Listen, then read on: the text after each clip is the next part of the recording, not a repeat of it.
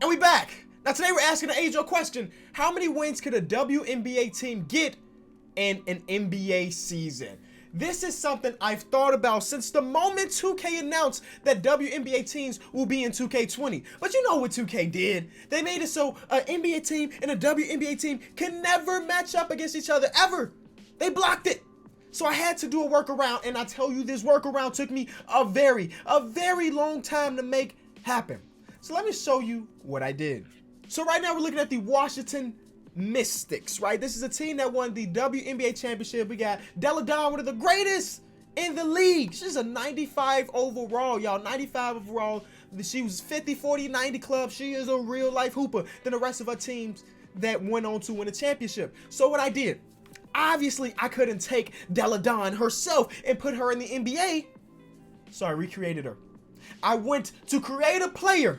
I copied all of these stats, all of these tendencies for every single player on this team. It took me a long time, y'all. It took me a very long time to make this happen, but I'm here. The best thing is that it's over with. The creation period is over with, and I did, well, the best I could.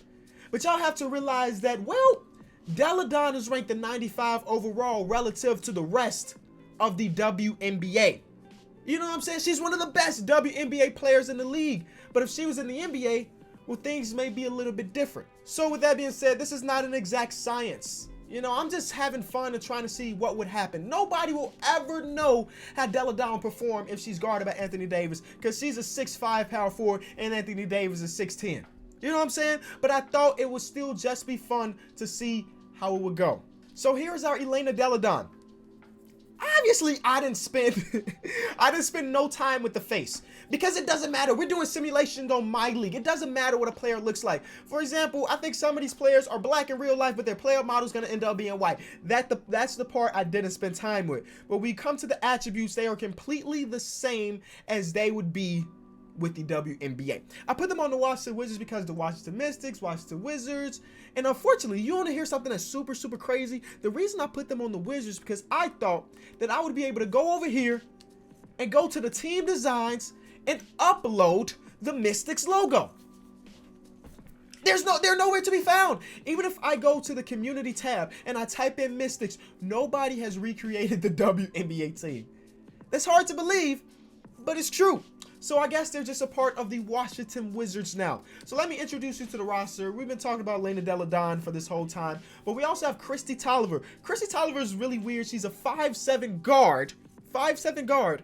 And if I'm not mistaken, she's got Lob City Finisher Gold.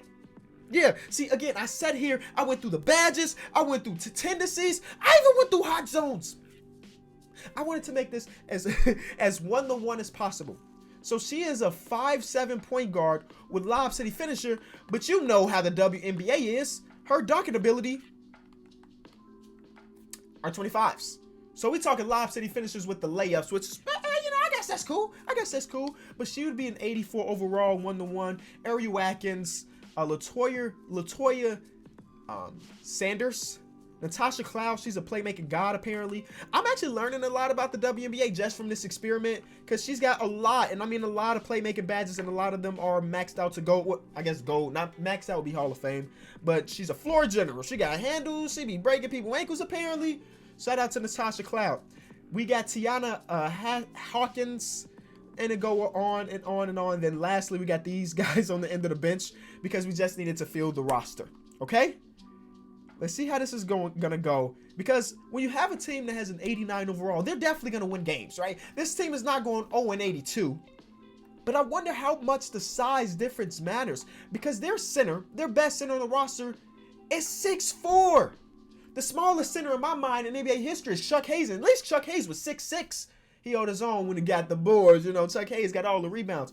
But again, not a one-to-one. This is not science. We're just sitting back and having fun. This is no disrespect to the WNBA or so on and so forth, some of their players. We're just trying to have some fun here. So let's start off. First game of the season. We're going to simcast it and see what's up. Because throughout this video, I do want to jump in and watch. I want to watch the size difference between some of these players.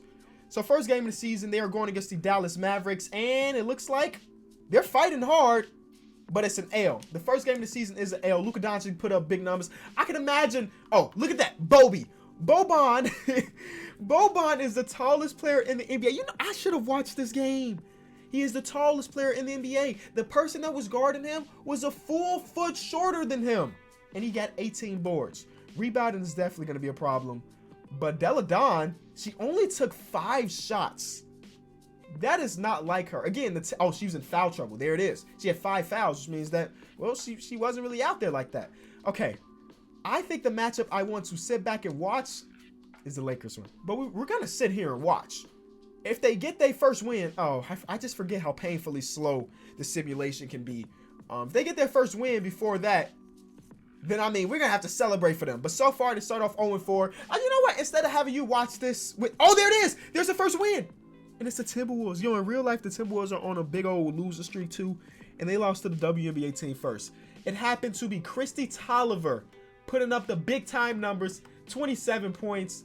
Delle Donne, not really doing what Delle Donne does in real life, man. She's only averaging 8 points per game. She ain't took a 3. I'm pretty sure she can shoot 3s, right? What is her 3? Yeah, what the huh? Again, the tendencies are the same, so it doesn't make sense. I wonder how much it will matter if I made her I'm going to make her the #1 option. We'll see what happens now. Next, they're going against the Detroit Pistons. The Pistons have 2 good big men. Drummond is probably going to feast. Drummond, what was his numbers? 15 boards. What? But again, Delle Donne not taking the shots. It's not there, but we got Christy Tolliver really just killing the game. I mean, you got an A+ 3-point shot, mid-range shot. Of course, you're going to score the ball like crazy. And she's doing that. She's taking like 20 shots a game while Delle Donne's only taking 9.